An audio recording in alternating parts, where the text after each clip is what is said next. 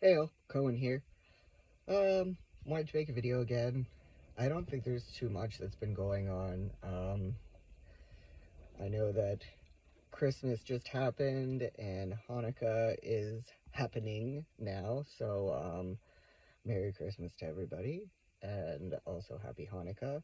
If you happen to celebrate another holiday around this time or coming up, then happy holidays to you, whatever that may be. I hope that it is awesome. Um, just been super busy with Christmas, and I had my son's birthday.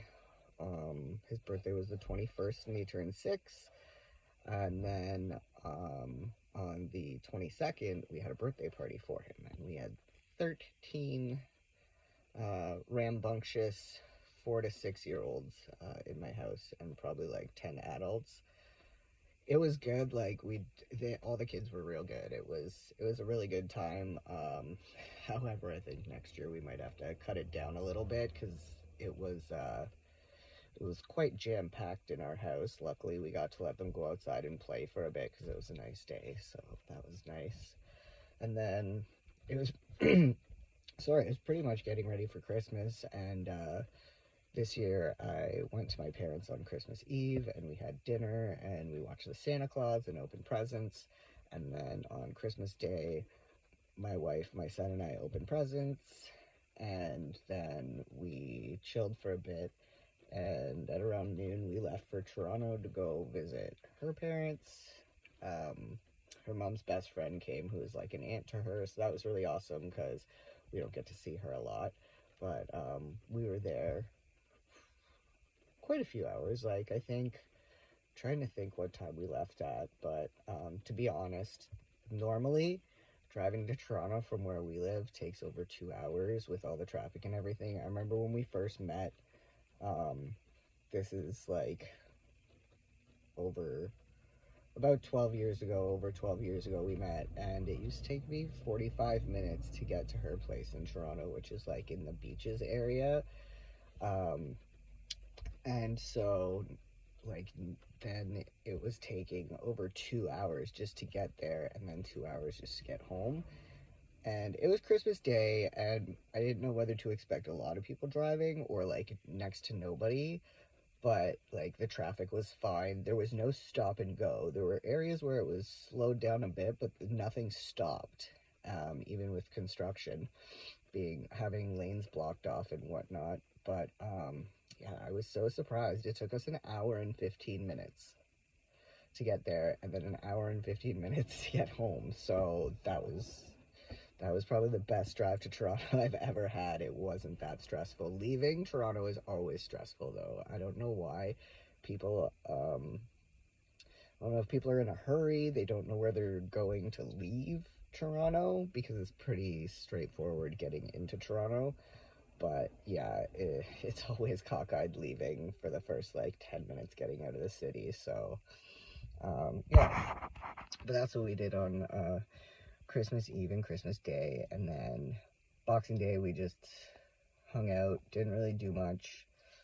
We got takeout just because we didn't want to cook. And then today, we went out for breakfast at around like 12:30. And then we went to Canadian Tire. We got gas and coffee. We stopped off at the grocery store to get a few things, and then went home and just hung out at home. So my son's off until the 7th or the 6th of January, I believe, is the day that they go back. Um, so he will be at home with me. My wife is off work tomorrow and then goes back to work on Sunday. So yeah, it's been a very tiring time, but a very good time.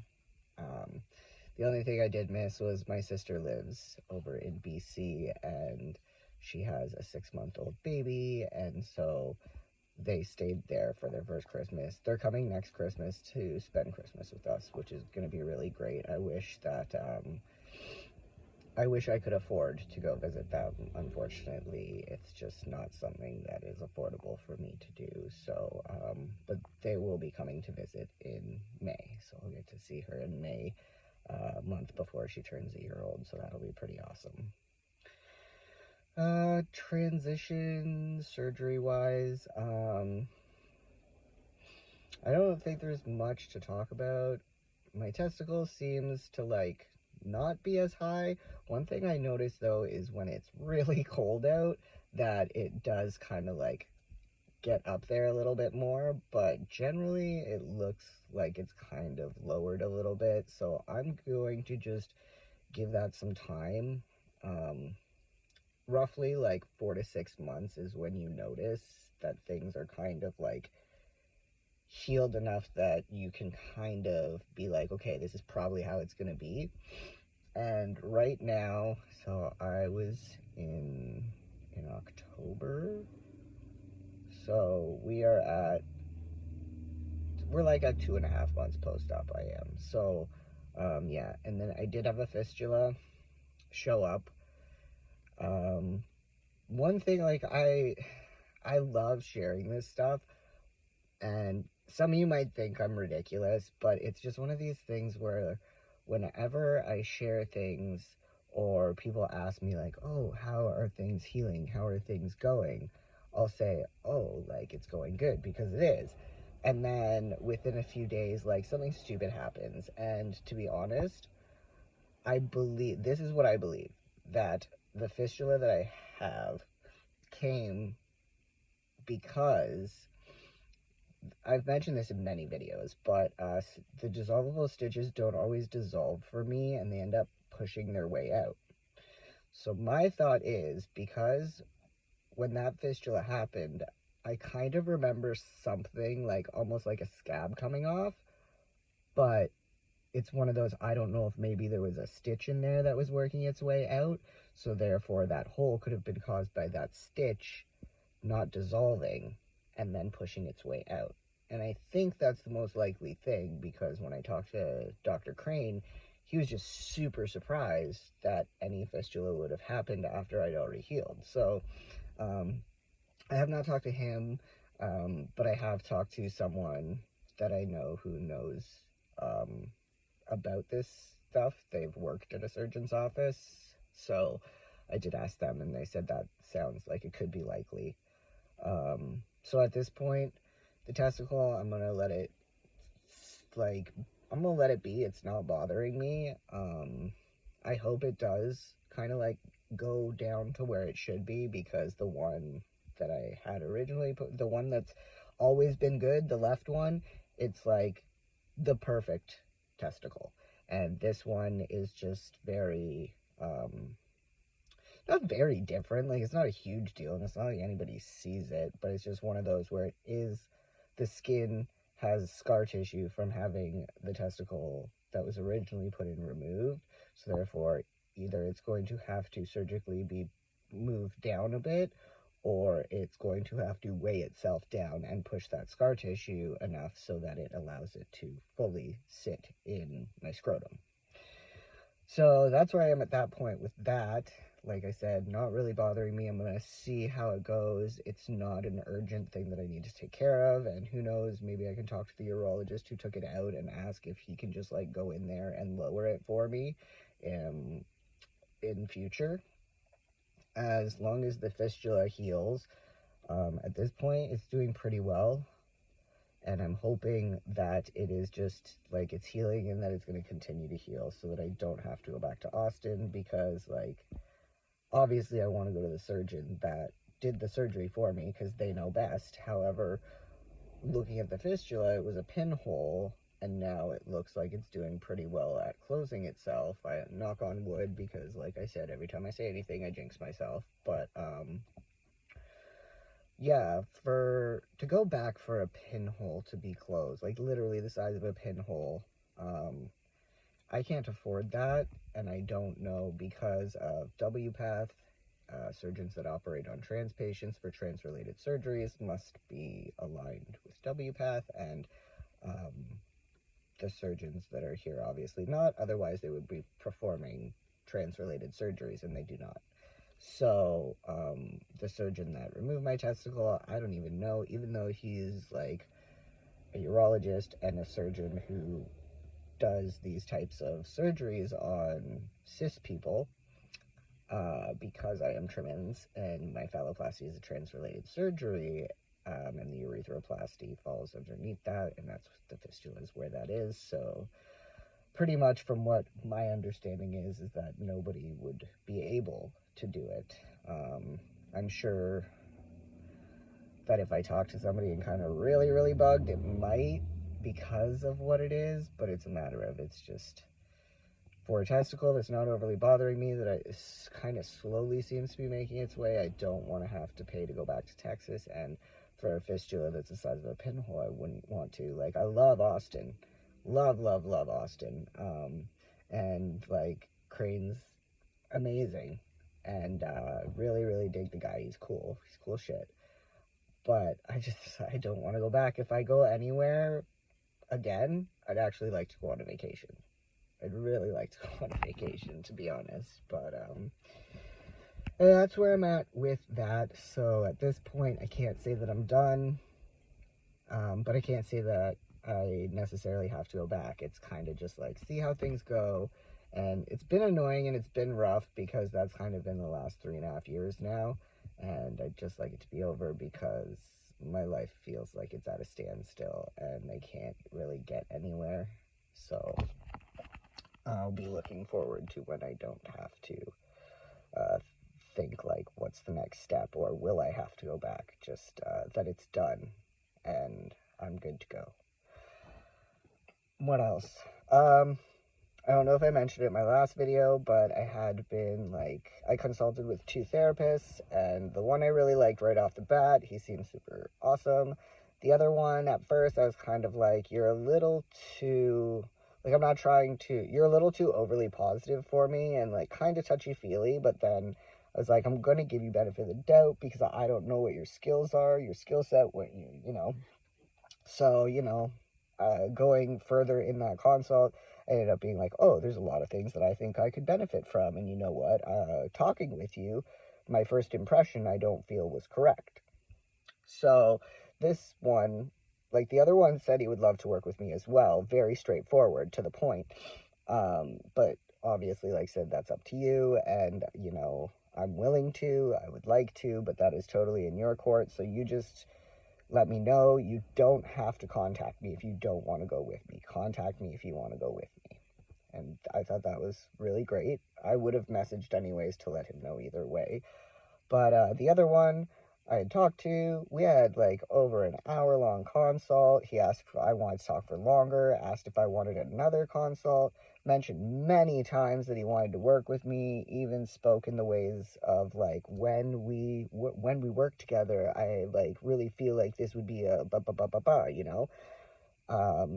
and even before I got off the phone, like, really excited to work with you, just like, I don't know if that was like an assumption thing or he really was just so excited, whatever. But so I gave myself a couple days to think about it, and I ended up being really stuck at which one I should go with, because the first one I was like, I feel like I'd mesh well with you. The second one, I kind of had a bit of a reserve, but then I was like, well, you might actually have some good techniques, and I don't want to like judge somebody's positivity or personality, because that doesn't necessarily mean that that's what they're going to put forth all the time in their work.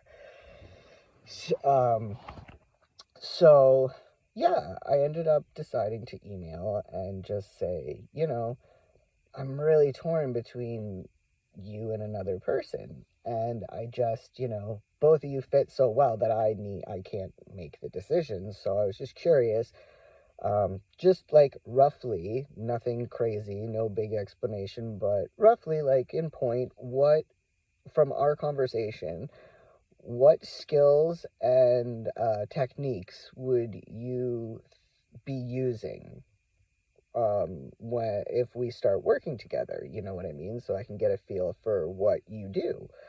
And I thought that was like fine. I said, no rush, get back to me when you can. And like I said, like, you don't have to go crazy detailed, just like point form, let me know like what you think we would work on, or like what you would use, type thing.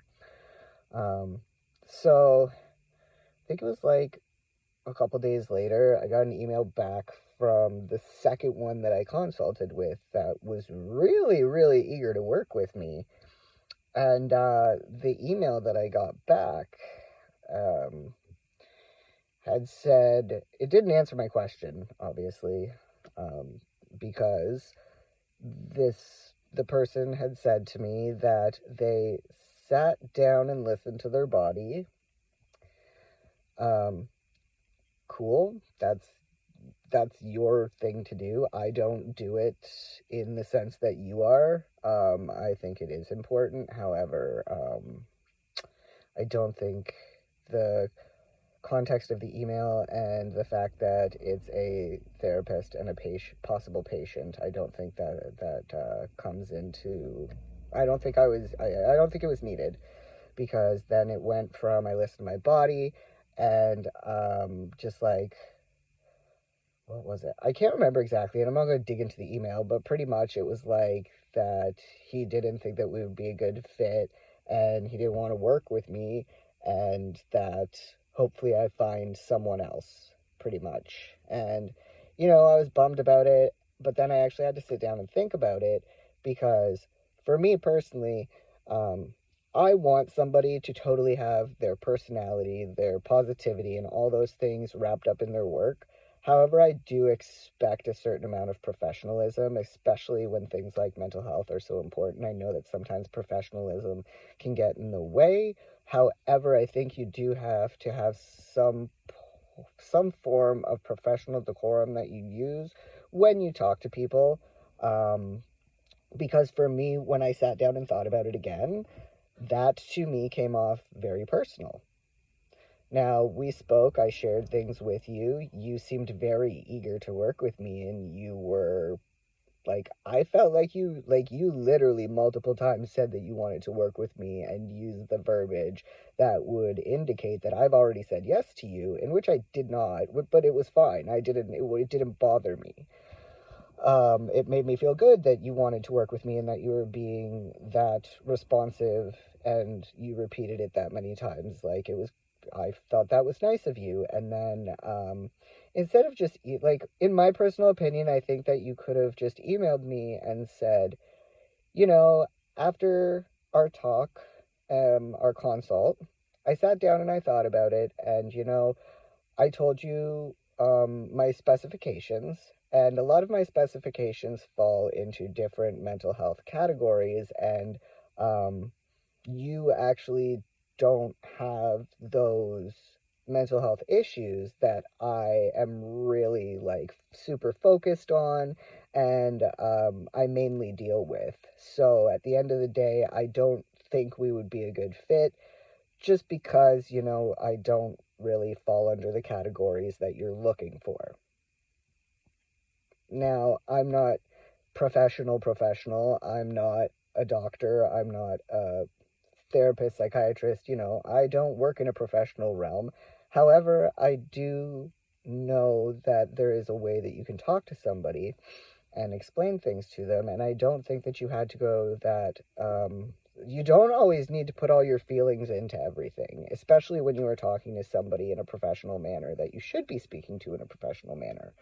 Um, Luckily, the other therapist messaged me back and was actually very detailed in what they wrote me back, and it made me feel great. And I've had moments like I doubt myself a lot, but I also don't want to assume something about a situation before I give it a chance. So that's why I wanted to see what this other therapist had to say. And to me, the answer rubbed me the wrong way. It felt very personal. I did share my social media stuff, so like I don't know if they went on my social media and just like judged me based off that, or if like this person is also somebody who like volunteers and is active in like communities within our communities. So sometimes, I'm not saying it's like a jealousy thing at all. I'm just saying sometimes when you are in a situation of this, it's like if there are two people that both kind of do the same things, then with that it becomes, I don't know, it becomes difficult, or it's just like, I've found in the past one-upping is a big thing that I don't like. And I don't know if that could be an issue, or I don't know the reasoning. I was, if you wanted to get personal about it and say that you thought about it and it didn't feel right to you, then, if you wanted to get if you wanted to talk like that, you should have just told me why. Or you could have been professional and just said that your skill set doesn't exactly line up to what I'm looking for, so you don't think that I would be the best option. Like, you know what I mean?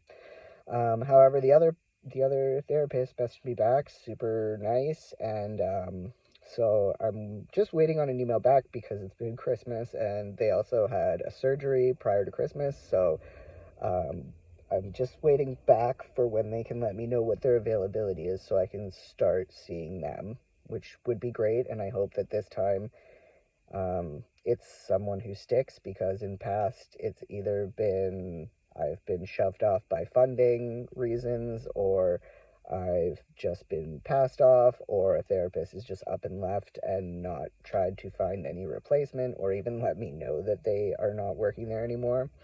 And then therapists that I've paid that have never even given me my files, and like were totally rude and gaslit me, and were not somebody that I would recommend a trans person go to. And I even went all the way to Toronto to go see this person, and they were a white cis gay man, which, like, in retrospect, for me personally, probably wasn't the best idea, but it was just a matter of this person was labeled as queer and trans friendly, so I went, and I just ended up spending almost $1,000 and getting nothing out of it except for someone making me feel like shit. So, yeah, I'm hoping that this one works out. It's been so frustrating to work on your mental health and then have something end up happening, or somebody just up and stop working, or whatever it may be. So I'd like to actually have this be for long enough that I can actually make some changes and some progress, versus getting towards progress and right before you get to the top of the roller coaster to go down and be like, I'm doing it. It just stops. You get stuck at the top of the ride, so to speak.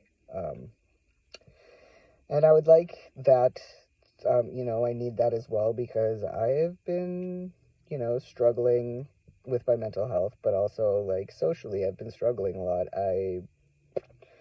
I talk to people online. It's not like I don't talk to people. However, I would like to socialize with people in person more, and that is something that is very difficult. And I know that I'm an adult, and I know that I have a kid, and I know that other people are adults with kids and lives and jobs and stuff like that, and like, I'm not begging for time, like, all the time. It's just a matter of, like, it would be nice sometimes if I was invited out, or if I could make plans and not have people bail on me, or just not respond, or have somebody actually invite me out, but then when I respond yes and say, like, where and when, I don't get any answers.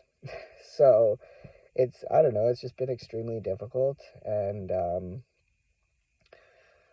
I honestly just don't know what to do. Like, try to be very nice, try to be polite, try to be engaging with people and whatever else it may be. I don't know if it's because of trans fellas and Pembroke Pride and community that maybe I'm just seen as a resource, and people think that I have, like, a plethora of friends and I'm always socializing and out or something like that, but I'm not.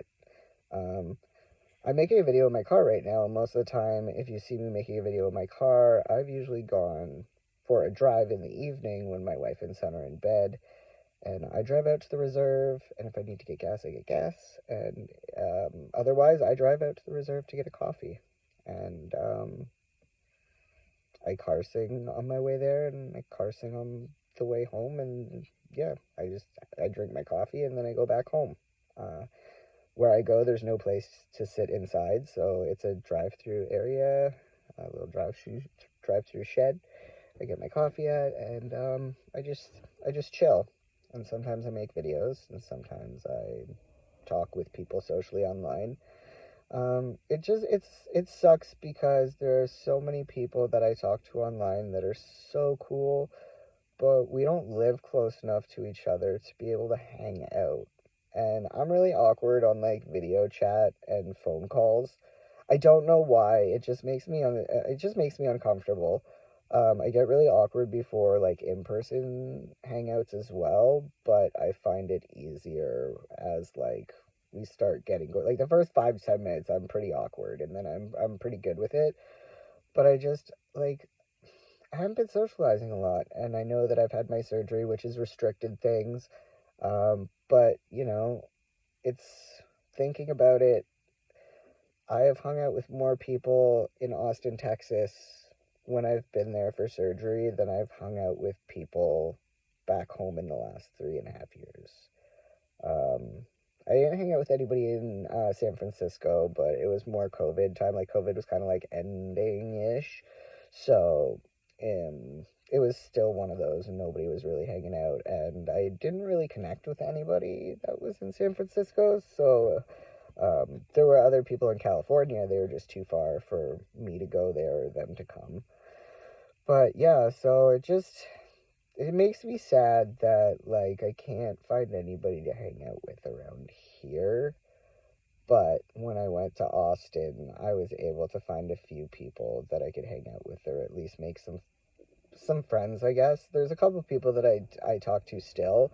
The only like I don't expect anything obviously, but there are a couple of people I had surgery with around the same time, and we were there the same time, and it just seems like after surgery's over and like the healing is done and you can kind of like get back to your normal life before your next surgery, or surgery's done, you can get back to your normal life, that some people kind of just drift away, which is fine, and that's your right to do. It's just I'm the type of person where like if I vibe with you, then like I am gonna keep up with you and I am gonna keep a friendship with you. So I know that that's not everybody, but it is one of those things where it's like if you call me your friend, then I do think that you're my friend, and I will consider you my friend if we get along like that. So, you know, going through surgery and then being recovered to a point or done, and then having people that you were used to talking to on a somewhat regular basis just completely stop talking to you or just even unfollow you, it's a kick in my two stones that I have now. It hurts more because I have two. But either way, it's just I guess that's what I've been going through lately, and it's been really difficult, um, to say the least. I've always had difficulty making friends and stuff like that, and with a lot of my friends that I am really close to not living close to me, it just sucks because I'd so love to just hang out with some of those people and spend time with them, but it's not possible.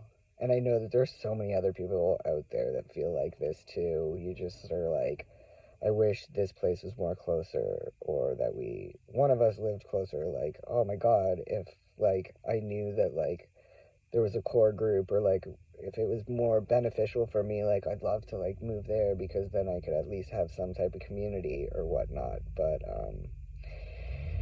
it's just not something that I've ever had. I don't have a crew. I don't have a community. I don't have a group. Like, yes, I run Bimbrook, or like, yes, I founded Bimbrook Pride. Yes, I founded community. Yes, trans fellas. However, like, when it comes to outside of those things, I don't have my own crew. I'm just gonna be honest. Like, it's just what it is. It is what it is. I have, like, the Pride crew. I run community by myself, and I run trans fellas by myself. So, at the end of the day, um, I don't have many queer friends from the Hamilton community, and Bimbrook is rural, so it is hard to get people to feel comfortable to come out. So,